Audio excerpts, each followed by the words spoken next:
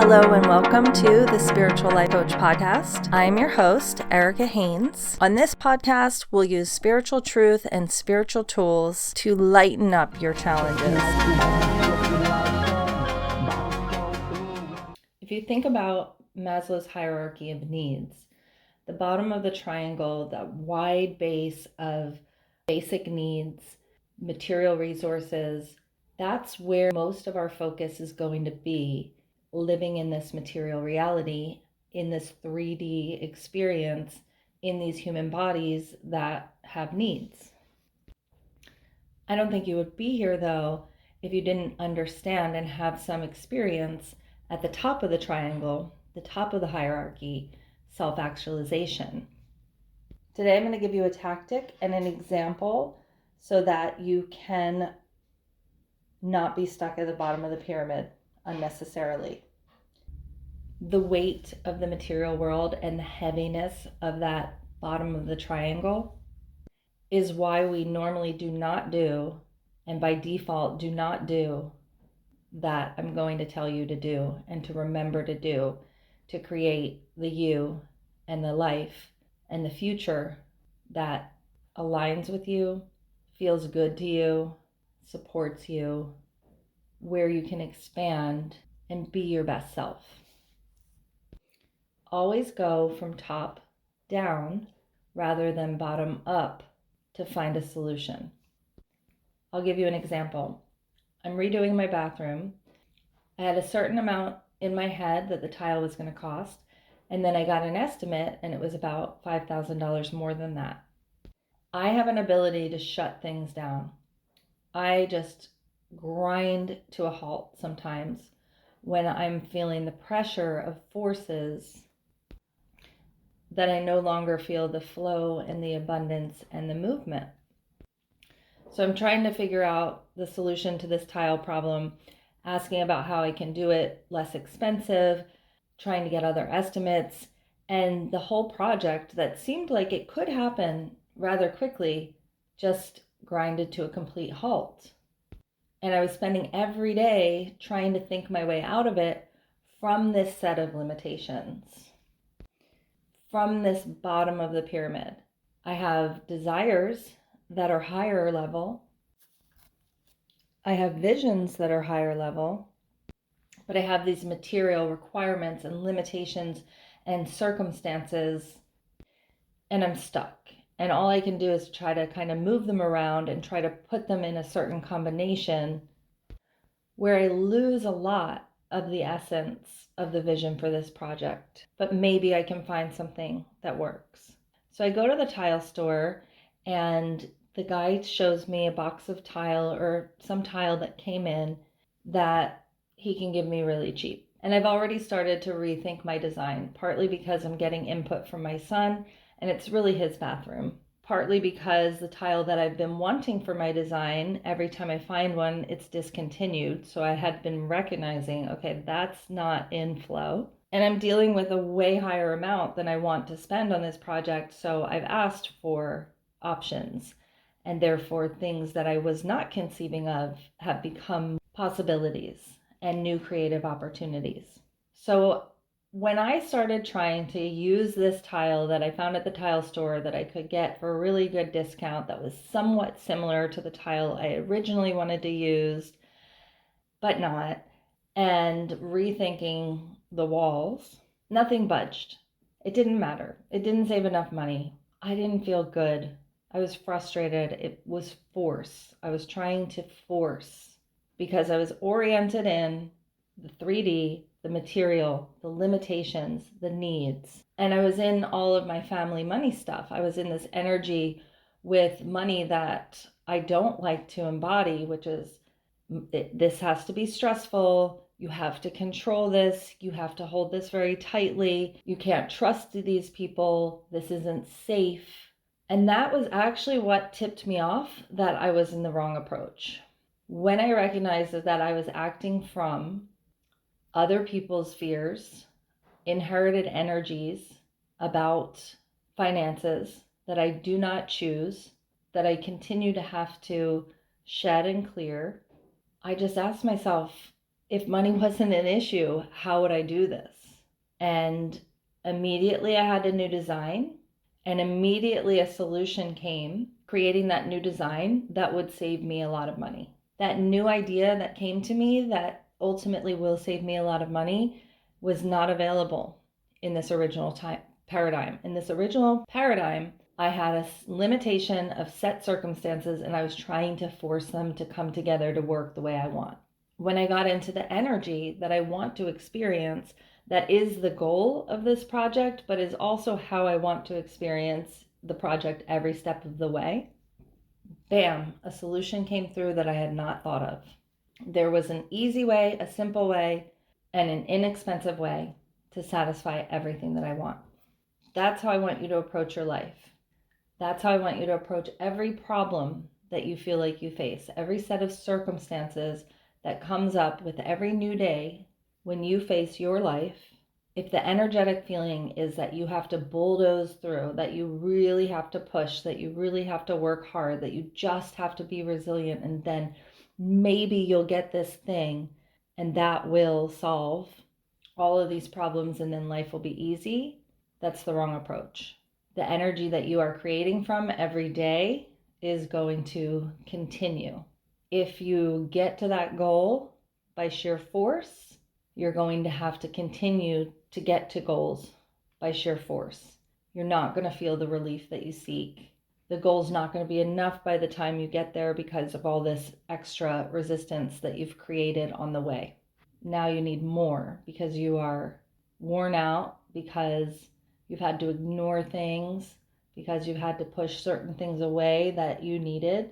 What I want you to do is I want you to think of your ideal day or your ideal life, your ideal experience, your ideal result. Just spend some time visualizing what that would be like. Feel all of the energy. See yourself in that vision. Feel how it feels to be you. Feel how it feels to have your life be full of ease and flow. Feel how it feels to finally be receiving everything that you desire. Feel how it feels to have accomplished the things that you want. Feel how it feels to be effortless. Feel how it feels to have self-actualization in your day-to-day reality. And then look at your circumstance. Bring that paradigm to whatever action you need to take. Bring that paradigm to your 3D self and just see what you create. I knew if I opened to any page in A Course in Miracles, it was going to align with the message that I've shared with you today. So here we go. Let's give it a shot. Illusions serve the purpose they were made to serve, and from their purpose they derive whatever meaning that they seem to have. God gave to all illusions that were made another purpose that would justify a miracle, whatever form they took. In every miracle, all healing lies, for God gave answer to them, all is one. And what is one to him must be the same. If you believe what is the same is different, you but deceive yourself. What God calls one will forever be one. What God calls one will be forever one, not separate. His kingdom is united. Thus it was created, and thus it will ever be. So there you have it. The oneness is you self-actualized. It's you in your goddess self. It's you in your highest self. And everything else that is material and 3D and in the way and an obstacle and a limitation and the level of where you have to use drive and force that you learned from this hyper-masculinized culture from your husband or your father is all an illusion. If you believe it's real, you deceive yourself. It serves the purpose. Illusions serve the purpose they were meant to serve. Separation from your power. And being in that level will beget more of the same. But God is telling you all is one. Your power is here. Your self-actualization is here. Your highest self is here. Your goddess energy is here. Your goddess power is intact. It's where you see it and how you see it. And that's what this podcast is meant to enhance. one of the things that I also want to demonstrate by giving you a reading from A Course in Miracles that I just opened to today, totally randomly, but I knew would align with the message I was teaching, is that reassurance that spirituality is teaching the same thing that's going to get us through this 3D egoic material world. Because we exist as that, and there's a lot of negativity there.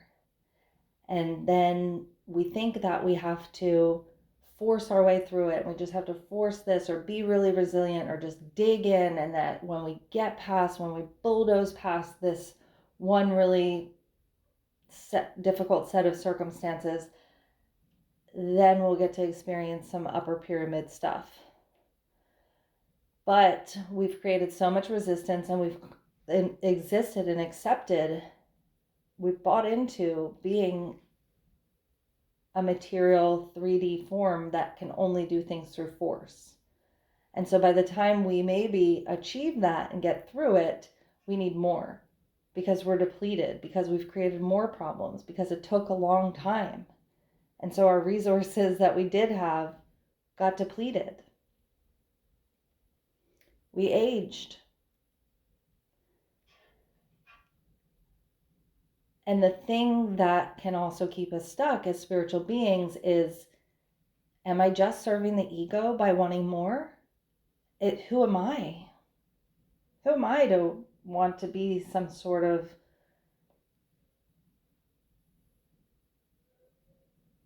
role model or leader?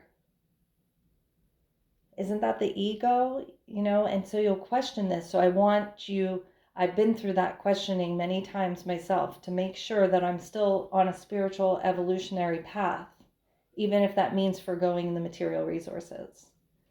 So we're stuck in this conundrum where we need different material resources. We have needs that need to be met. We want ease, and we feel like the only way through it is a bunch of hard work. But then we get through it with a bunch of hard work, and we realize that we just created a lot more problems for ourselves and wasted a lot of our time and energy in our youth.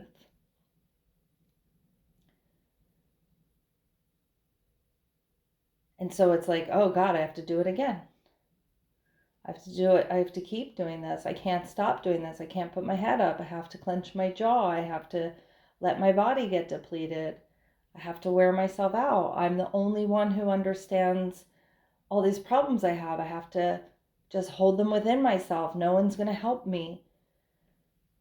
And things actually we get more and more entrenched in this low level of the pyramid. But then when we see our way out to a higher path, we worry, is it in alignment spiritually? Is it spiritual truth, or is it just our ego? Is it greed to have what we need to be who we think we are? Are we being selfish? So that's been a really important check for me to make sure, they're actually doing personal growth in all these Buddhist groups. Real spirituality is self-introspection. Paramahansa Yogananda teaches all about it and has different tactics. Real spirituality, real high truth boils down to journaling, working on yourself, healing old wounds, evolution, creating better circumstances for yourself, creating a life that is more in alignment with the highest version of yourself, the 5D reality of yourself, the goddess version of yourself, the God state, the oneness, where all of your power is accessed. So I give you this passage to reassure you from a high calibrated book, Course in Miracles. That means it's pure truth and pure love, just to reassure you, yes, you getting out of scraping by and having so much on your shoulders that you can bear and you can handle, you surpassing that and shedding that is spiritual. Yes, it is. No, it's not your ego. No, you're not being selfish. Okay? I hope you liked listening today. I hope that you get some benefit. I'd love to hear how this helps. Send me a direct message, or you can just email me directly, erica@ericamhaines.com, or you could even just leave a comment. Be well.